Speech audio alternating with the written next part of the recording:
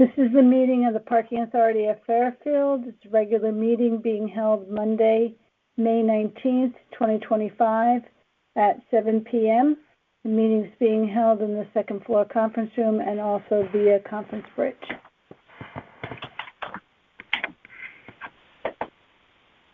Okay, great. Thank you, Eileen. And thank you for sending out the agenda. Excuse me. In accordance with the, excuse me.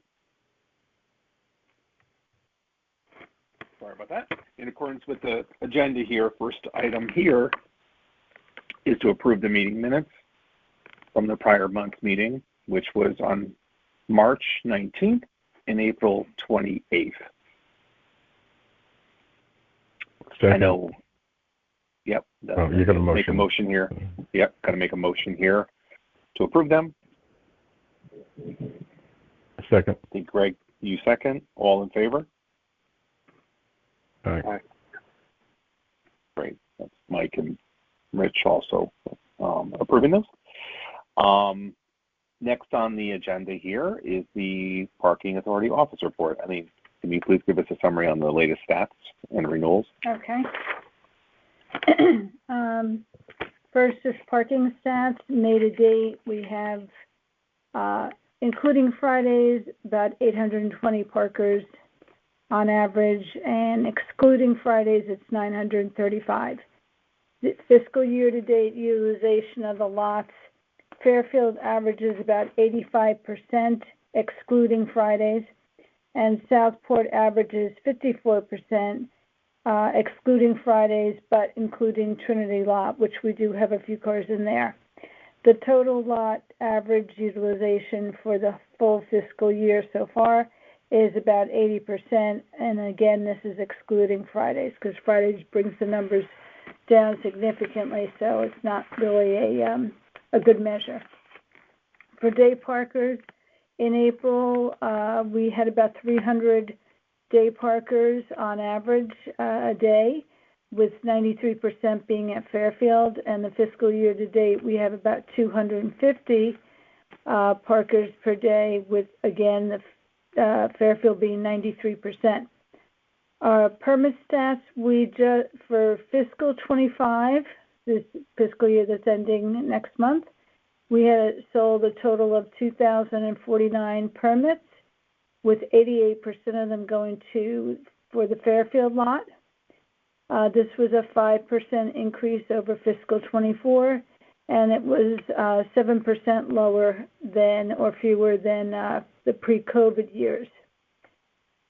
We had about 475 people that requested out-of-cycle permits, and of that 475, 300 purchases, so about 63%, which seems to be our running rate on requests for permits from, non-permit holders, people that are thinking about it, and we get about 60 to 65% that take it. So the permit renewal portal opened May 15th last week, and over 100 permits have been purchased just in that 1 week.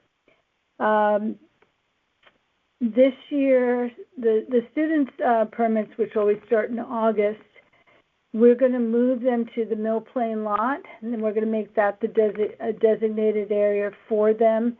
There'll also be ample space for if we should have overrun in the main lot, so it can service both the overflow, but we'll move all the students there, and I think that will make it a little bit better in terms of where they should park and so on.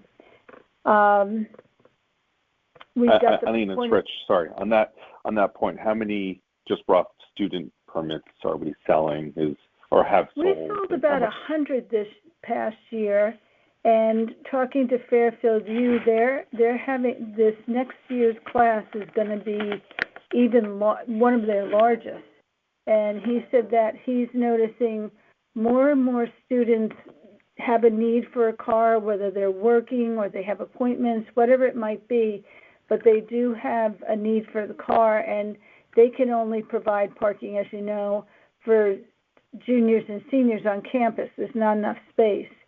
So I'm hoping that we'll get, over the amount that we have now. We have 156 spots in Mill Plain, so we should be fine. Okay. Thank you for clarifying that. Yep. Can they park there overnight? I'm sorry? Are they allowed to park there overnight? Yes, that's part of their permit because they don't take their car. Right. They can't take No, it I to thought campus, so. they are allowed to park, 7 days a week and overnight. And we recently gave a designated area for them to park, but I think it will be better to move them into the Mill Plain lot. Yeah, no, I get that. I thought we stopped using the Mill Plain lot during COVID. We did, and we stopped leasing it, but I've talked to the town about it, and they said that would work out. We could use it as like in August, we could actually move the students there, so they were in agreement with that. Who in the town? I talked with David Becker about it, and Bill Gerber was there. Mike, you were at the meeting. We brought it up toward the end of the meeting. So I'll double check with them again before we do send anything out, just to make sure nothing has changed. But they were at the meeting. They had given us an agreement that would be fine to use that lot for the students. They're using it right now for some overflow from Ludlow High School students, similar to what we did a number of years ago when we had some of the students parking there. And, so they're using it for a few different things. Right. So, just curious, when did you and Mike have the meeting with them that they made this agreement? Mike, do you remember what day? Was it last Monday? Was it a week ago today? So it was I think recently. It was the 12th. Yeah, a week ago. It was last Monday. Yeah. Okay, I would get it in writing. Yeah, I would too. And before is there a price? Doing anything. Yeah. Yeah. Well, we won't sell those permits until August, so we'll have ample time to circle back with them and make sure everything's fine. But I guess another silly question: How are you gonna police that? Like let's just say I'm a student and I already have purchased this year's permit, and they're just going to be allowed to still park there. But how are we going to police the? Well, through our LPR, we know who's a permit holder and who's not, but we also know what type of permit they have, whether they're a regular permit holder, whether they're what we call non-commuter, like some of the residents in some of the neighboring apartment buildings. We'll sell them a permit. We have non-commuter students, so we have student permits.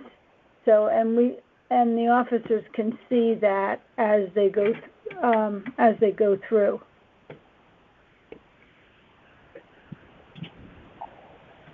Okay. But I have to say too, the students have been great about following whatever rules we have in place. We've had absolutely no issue with them at all. And working with Fairfield U has been great. They're very nice and very accommodating. But just to dot the I's and cross the T's, I think we need to, like the guys are saying, just put something in writing that the lot's going to be used for the Fairfield U students, and then I think Fairfield U needs to know that that's the lot that the students are going to be using, because it's going to be up to the new administration to roll that out. So I think all the pieces need to be in place now before you leave, so that when that's rolled out, they can just take the roadmap and just sell the permit. Do you guys agree with that? Yeah, I mean, that's pretty much how it would go anyhow. So we'll get that. I'll talk to the town about having something in writing that we can use that lot for the students, and that shouldn't be an issue. We should be able to do that in the next few weeks, I would hope. Does that mean they reinstate the charge for the Mill Plain lot? I'm just sorry. I don't know. It's the town's lot, so I'm not sure how. It's if you take it from one, it's just kind of going from one hand to the other. So I'm not sure if they're going to want a payment that then they're taking the payment out of their own account, in a sense, once we fold in. But we'll see if they want to have accounting entries, we can make that. I'm sure that can work out. Well, I think, and I don't want to, whatever, but it's not going to be we. It's going to be them. So, we're talking about something that happens from 6 weeks from today, that this all turns over, and, I think we just need to be super clear that it's whatever happens from July 1st on is when this would actually be taking place, and it will be on them to figure this out, or just continue it. Not there's no we anymore. Right, and we're going to give them a roadmap to do that, or at least what's been agreed to. Okay, good. Okay. So the next I gave the permit. So the next thing is the grant status. We've received the check for the grant, and the order was already placed. I expect that the items will come in July, and Public Works has committed to install them. So they're actually going to get shipped to Public Works garage, and then when they will put them in as soon as they possibly can. They have, this is their really busy season with the beaches getting ready to open and so on, but they said just have them sent to, to their garage, and then this way they can install them as soon as they can. And then the fire. Is there? Can I just ask a question? Is there any follow-up that whoever where this grant came from? Do they do any follow-up to make sure that it was the money was used for what it was used for, and the things are installed by a certain date? What's the follow-up by them? So I have to, or whoever has to fill out their form and attach the invoice to show that you actually spent the money. I've talked to them about it, and I'm going to send them the order form that shows the amount and so on, so they have that. And then once the invoice comes in and is paid, or going to processing for payment, then this report, so to speak, gets filed with them, and then that's all they need. You have to use the money within a year. We're going to use it within within 2 months. So I'm not worried about the time frame. Okay. All right. The fire protection company. So because this may, as you pointed out last month, may complete after July 1, depending on how quickly things move, it had to be discussed at the Board of Selectmen meeting.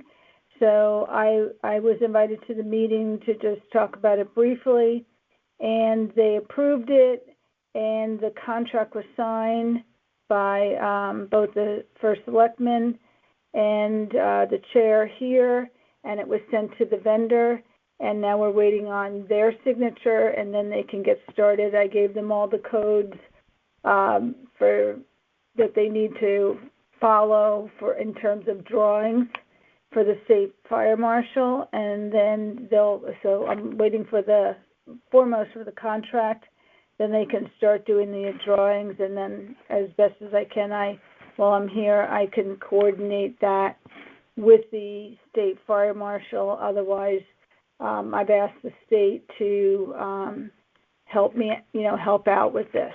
So I'm hoping I can at least get it started.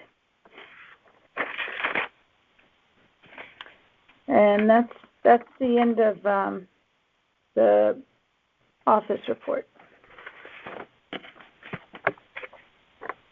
Unless anyone has any other questions? I don't know. No, that's fine. Thank you. I mean, good summary as always. Thanks. I think next topic here is the vendor online fees. Yeah, last month we were talking about using Square and taking permit purchases at the counter. And I had mentioned that I didn't see how we could charge a processing fee. If our vendor is charging a processing fee in one place, we would have to make it even on the other. And I think, Greg, you had suggested that might be something that we should actually approve, take a motion and approve into the minutes. So now you can purchase your permit online, and there's an automatic vendor processing fee in there. And now that we're taking permit purchases at the counter, I guess the motion would be to keep it the same, or unless you feel it should be different. I think it'd be kind of hard to explain to customers why it's one amount in one place and one in another. I think it's probably better to be consistent. Yeah, I think so.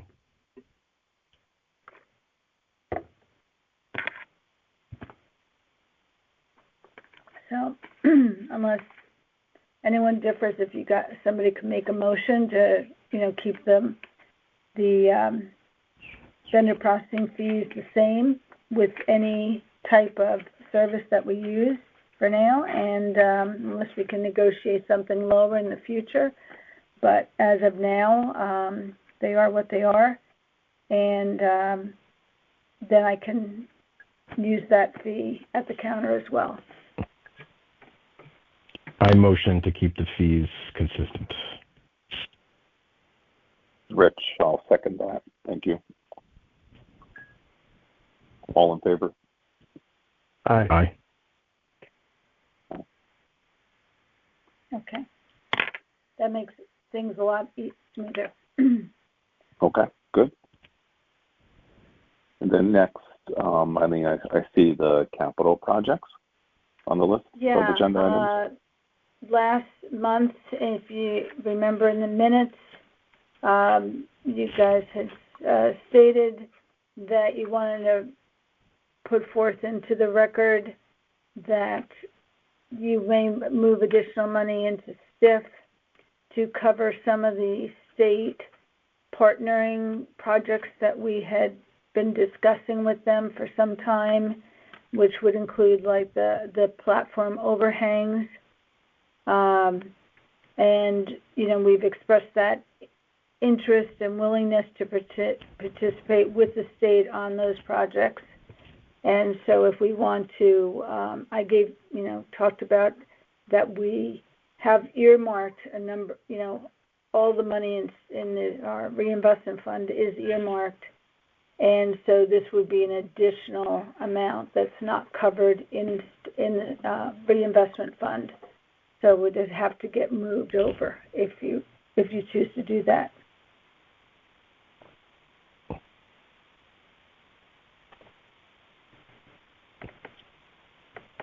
Do you guys have any opinion on if you want to do that now, or What do you think?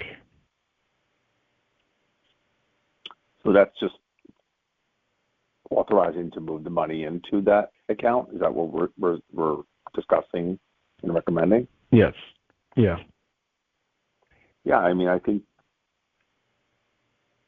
how we have operated in the past, and until things change, I think we should be consistent. Correct? Yeah, I mean, I agree. Eileen, do you know what the amount is? Well, we had talked about putting in $500,000 to partner with the state on projects that, if they say, well, let's do the canopies first. I don't know that they would do that one first, but if they did that, they've told me that is a lot of money. So that $500,000 isn't even like a fraction of the cost, but it certainly, their feeling was that would be a big, that they'd welcome that support, and it might actually help get that project done that much quicker.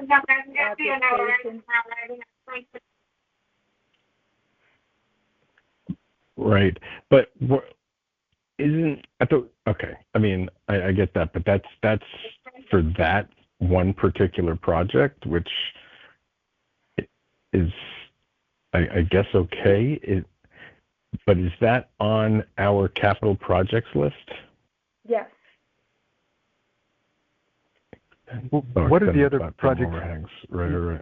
Yeah. What are the other projects on the capital projects list? You can see, over in the comments column, I have whether or not it's earmarked in the STIF account or whether it's not, whether it hasn't been, moved over as of this point in time.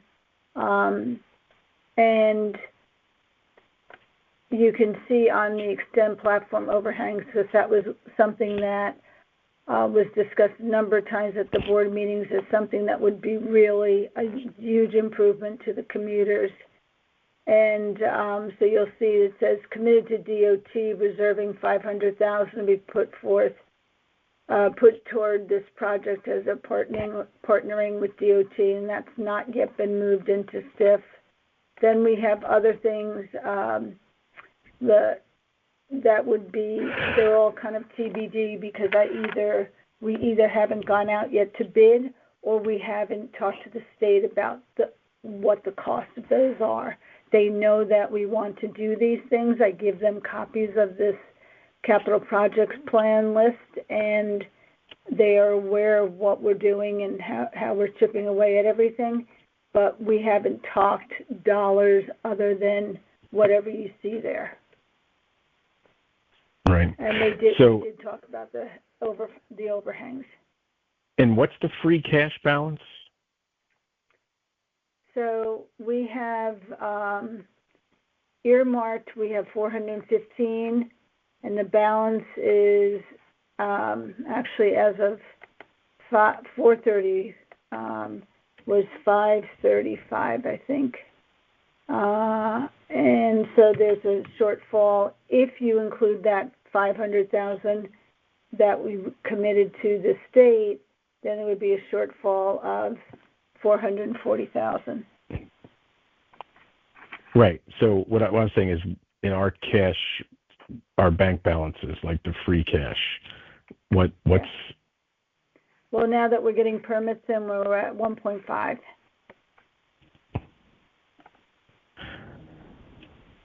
And the 1.5 is X the money that's in the current STIF, is what you're saying. I'm sorry? The 1.5 is X the money that's in the STIF right now, correct?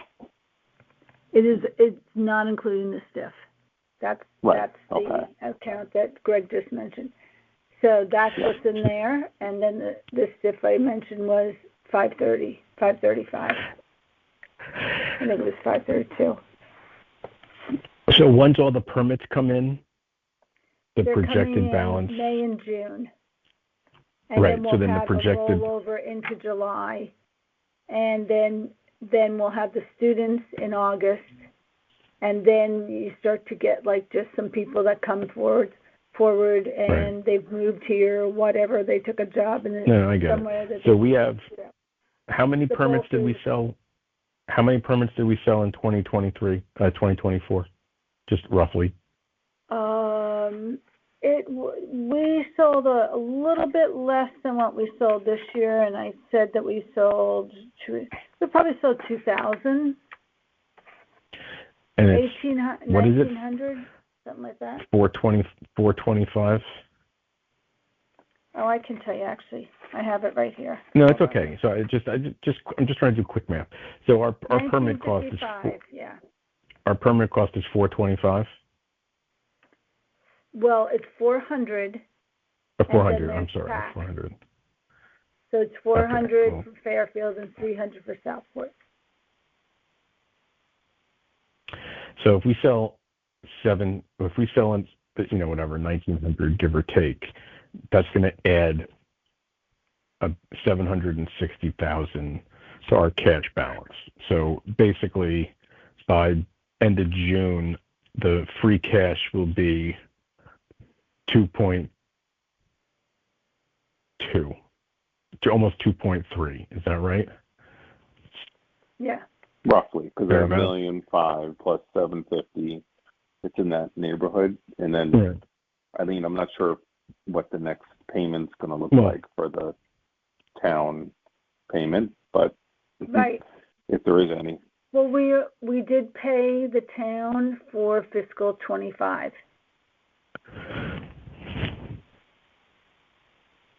We're all paid up with that. Right. We do owe in-kind services, but the main lot payment was made.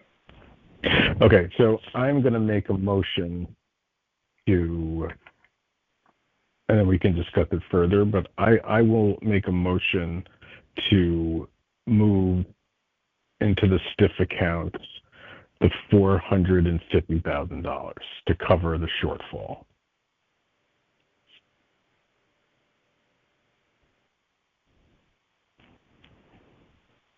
And that would bring the STIF to a total of roughly 850,000, all in, post. Right. It would be 'Cause you said 970, right? Well, let me see. 8, yeah. There's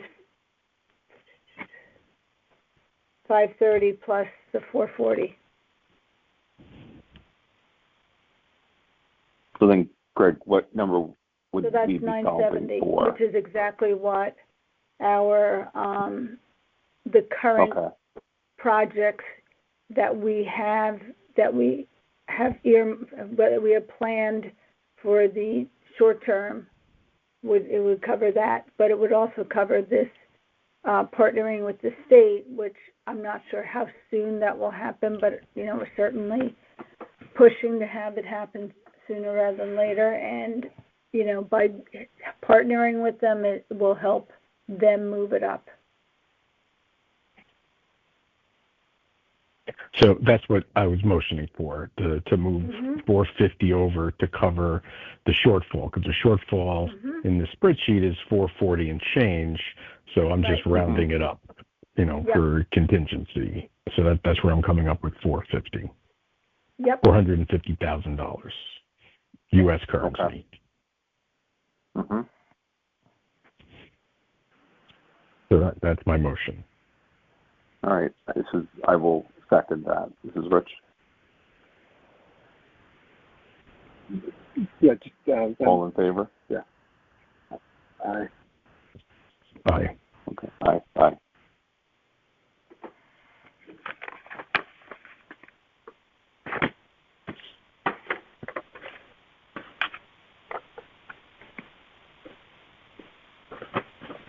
Okay. I think that concludes the agenda items, correct, Eileen?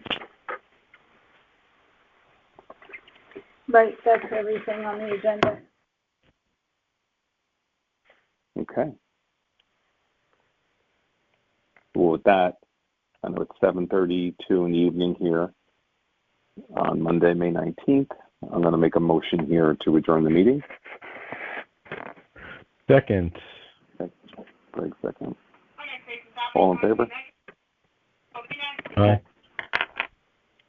Aye. Okay, great. Thank you, Eileen. Appreciate